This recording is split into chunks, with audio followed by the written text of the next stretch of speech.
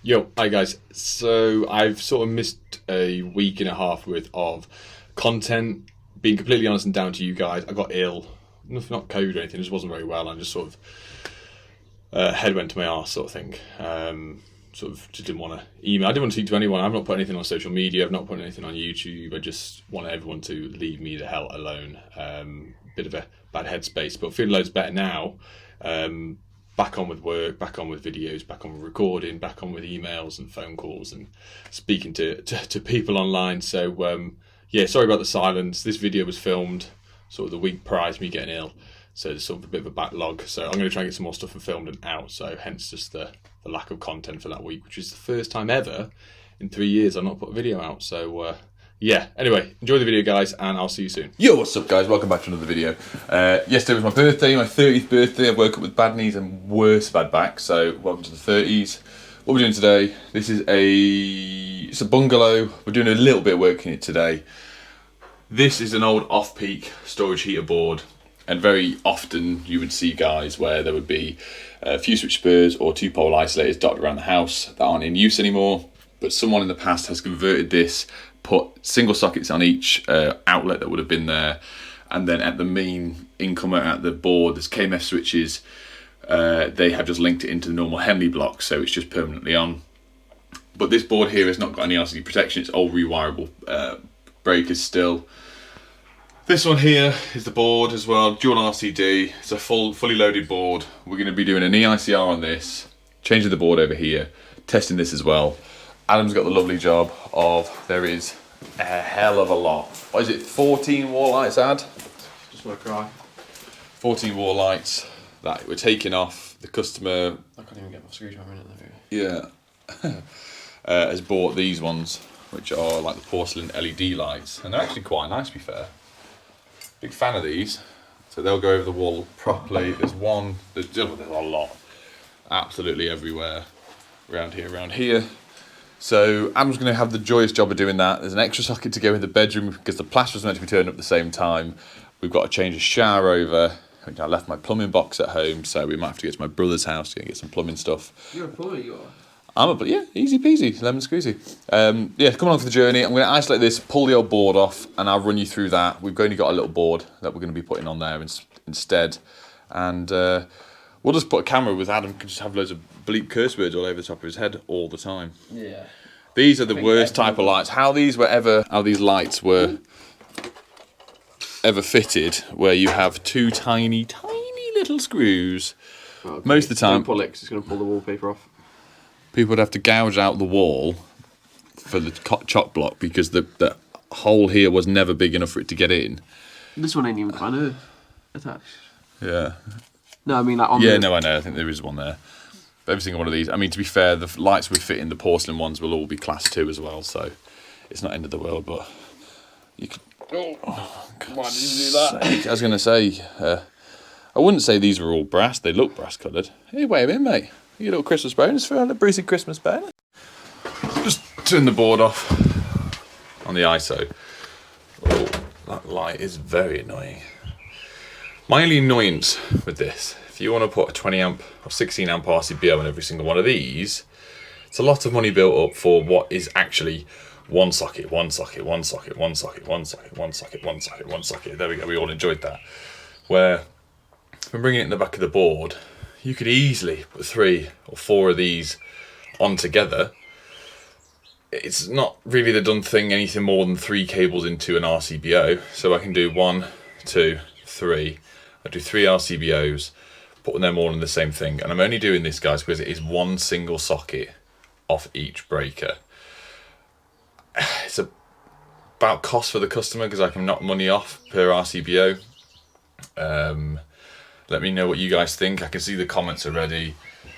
Stop scrimping, do it properly. But the draw is be so minimal. There's only lamps because where these single sockets are situated as well in the corner of the rooms, most of the time it's just for a lamp socket because they had a storage heater put wide into it previously.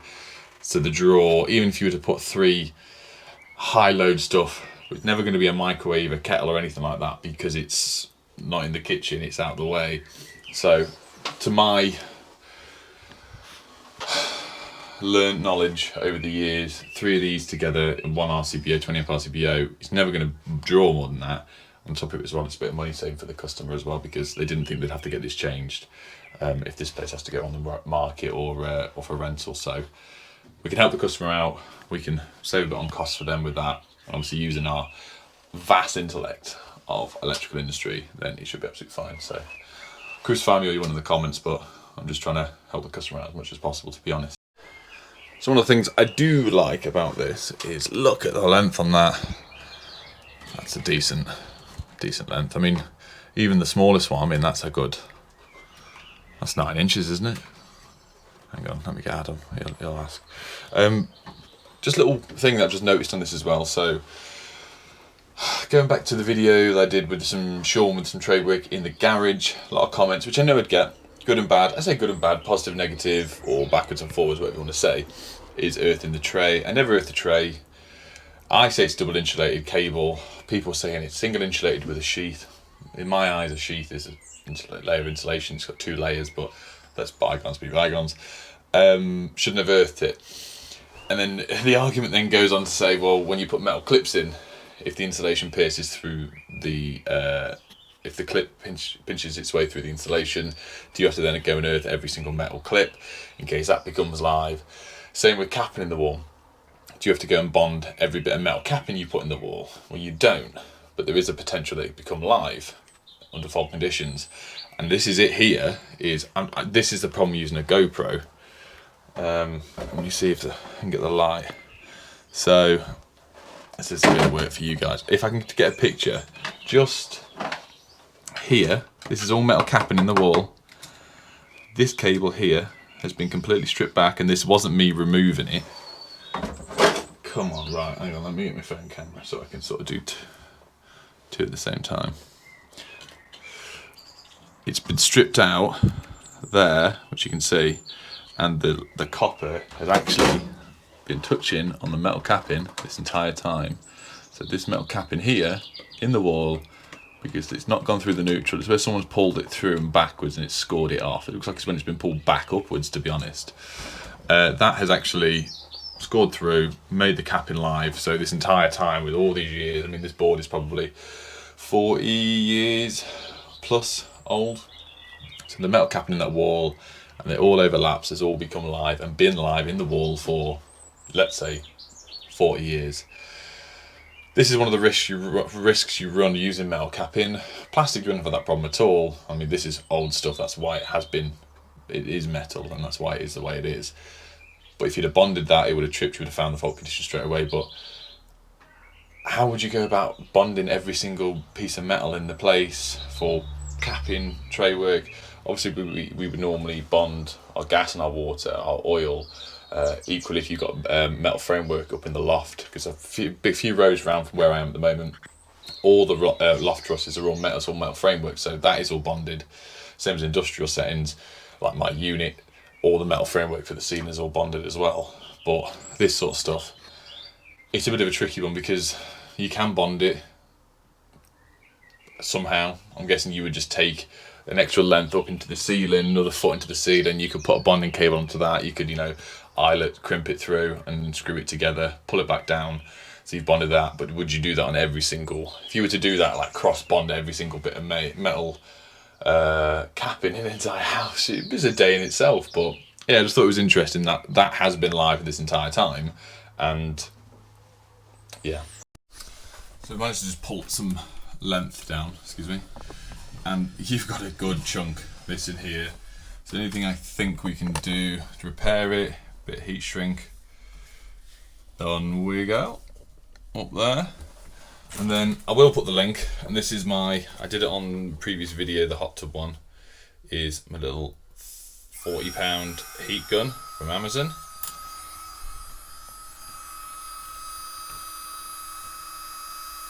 Oh yes. Oh yes.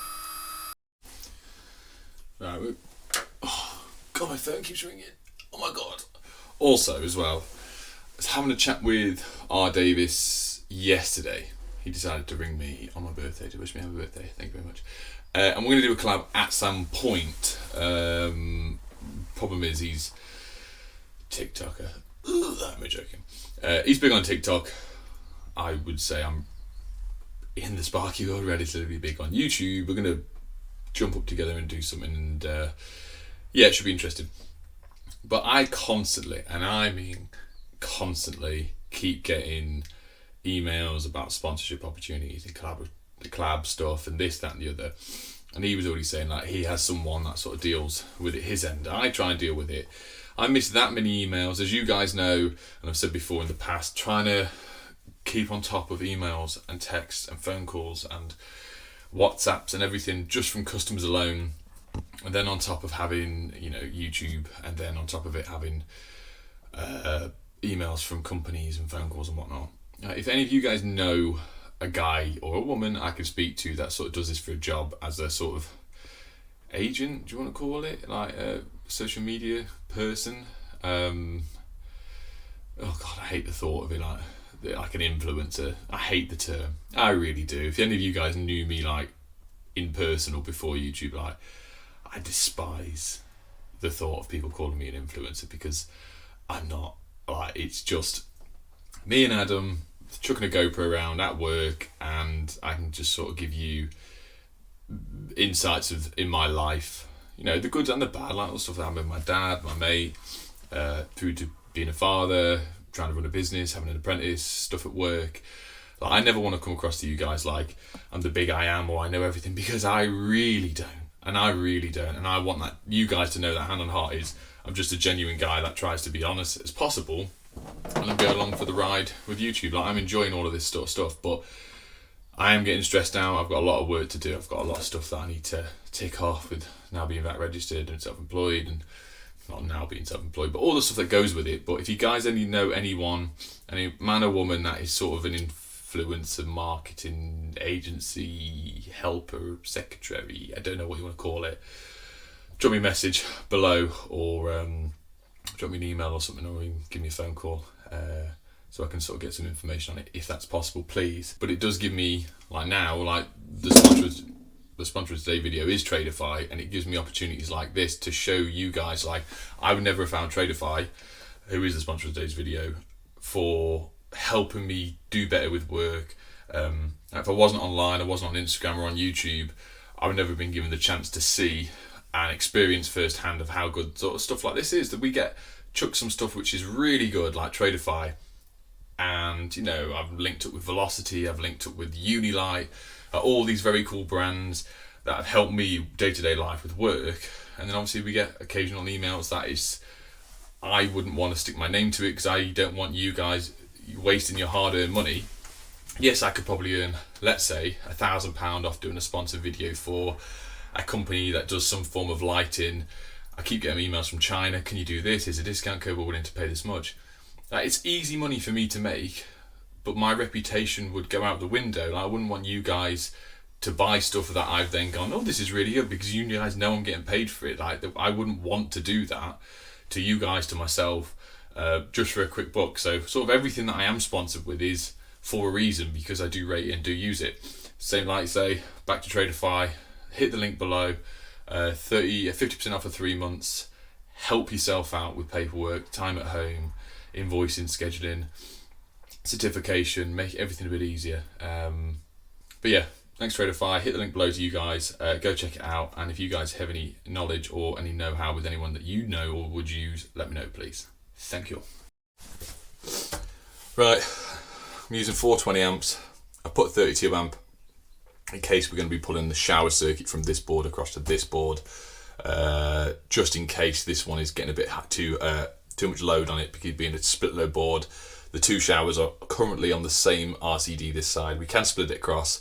I've got a spare 32 amp. I spoke to the customer, they're happy paying a little bit more to put an extra 20 amp in and an extra 32 amp in, just to share the loads across, make it a bit easier, and you can find some blanks. I've got one blank in the van that I can find, so I might have to nip home and get another one. We'll get this board in, we'll go and have a check up with Adam, and then we'll stick some of these lights in, which is going to be super duper fun. If any of you guys have ever fit that, the porcelain dome lights, it's a similar thing that, but like the B&Q ones, where you actually have to pull the cables through into the fitting and terminate it into the back of the bulb holder, lamp holder, whatever you want to call it. They're a pain in the arse, but the fact that these ones is sort of a connector block on the back makes things just that tiny bit better, but I'll show you the absolute pain where you've got to screw through it and use literally a little ratchet to do it because you can't get a screwdriver in. Like, why do they make stuff like this? Board. Oh, voila. Didn't take that long, to be honest. It's just a bit of faffing. I just was concerned of putting these 2 screw holes in because the cables are going up, so to be a bit careful. I've got to nip off, get some blanks. I need to go and get my plumbing box from the unit to do the shower, and I need to get a new socket front. And for some reason, I emptied the van out over the bank holiday weekend, 4 days, just in case. Even though I've got tool insurance, I've got everything, I didn't want a van full of stuff, especially if we weren't there, if we nipped out for the day or whenever. I didn't want anyone nicking all my stuff, so I emptied it all out, and once again, didn't put everything back and didn't calculate exactly what's what. Bear with me a sec, my phone's going again. You know when you answer the phone, and I needed to answer the phone, but I've now got to go. Adam, just to let you know, I can get your reaction on camera in the background. I've got to go to Newport now to a job we went to before, and he's come off holiday, and the power's tripped, and it's not coming back on. You gotta go to Newport? Yeah, so... You'll go screw fix in Newport. For what? To get the socket and stuff. Yeah, what about Stafford? What about fuse box blanks? Get some metal blanks. Get some blanks there. Yeah, it's a fair point, save travelling. See, I'm smart. Careful. Yeah, Adam's going to carry on doing the lights. The power's all off for your lighting circuit, and I'll jump back in a minute, and if I have a cool story to tell when I come back, I'll let you all know. Right, so these are the wall lights, and originally I used the Toolcheck Plus and thought you just had to put screws in, and it's just a bit of a bad design of light. But when I unboxed the second one, this fell out, this little bag with these little nuts and this bracket, which makes 100 times more sense. So that's obviously sits, screw that first, then do your connections behind, and then literally slide this over and screw these little nuts over. So the second, well, I've got about another 10 to go. They are going to be a lot easier doing it this way. And another thing, they come with a little glove. Like you see, this one is a little mark, but I'll give it a big wipe, this one. But yeah, I'm going to put these little gloves on. Right, I'm back now finally. Adam's still fitting lights behind me, bless him. We come into here. So it was a job that I did years ago, 3 years ago, kitchen. Hence why I was like, well, they come back off holiday, the freezer had defrosted, been off for about a week by the looks of it. So I said, yeah, no problem, I'll nip around there. So I had spare time today, you know, do the job we were doing. And I've been there for 4 hours trying to find the fault, and the conservatory is tapped off the kitchen. Like, we didn't put any new wiring in, any rings. There was already a ring for the kitchen, which was like the upstairs bedroom as well. That was fine, but the conservatory is also tapped off. It says someone, someone before me expanded the ring from the conservatory in and back. And by the looks of it, when they've been away, we've had a bit of rain past week or so. They have electronic Velux windows that open up and down. It looks like water's got into one of them. But I left all my steps and all my ladders at this job, so I spent ages going around. Thought finding by yourself is a pain in the ass, but I finally found it. We've just isolated it, and I'm going back there next week. So it's just, they've literally come back off holiday in Africa with mountains of washing and all this sort of stuff to come in, have some food, and all the power will be off. So they're very, very thankful. I went around within half an hour of the phone call, which we want to try and do to help, especially existing customers, or especially where we've worked. But yeah, to find out it wasn't my fault was delicious. The customer was laughing his head off. He goes, "Oh, you're off the hook then?" I was like, just about. Yeah, I'm not going to do much more on this video. The video's already long and boring, but sorry about jumping back and forwards, but these things happen. So I'm going to try and crack on, catch up with missed time here, get this on. I'm trying to put the shower on now. There's a big wasp flying around. And hopefully I'm filming tomorrow as well, so keep your eye out for the next video. So thanks for watching, guys. If you haven't liked and subscribed, please do. And Adam, what'd you say? Take care now. Bye-bye. I was about to say, these wall lights will be the end of me seeing my TV again. Bye. You will. He's done. How many have you done? 15, is there? There's a lot. A lot of them. Anyway, cheers, guys. Take care now. Bye-bye then.